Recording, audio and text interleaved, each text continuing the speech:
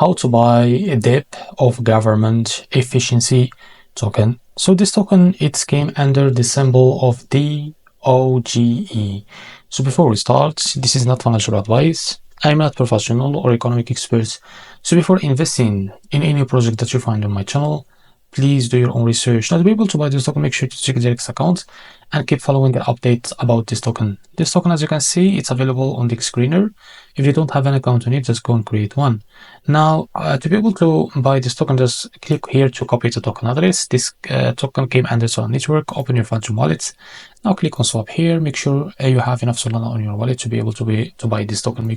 Click here, and after that, paste the token address. And as you can see, this is our token. Just click on it.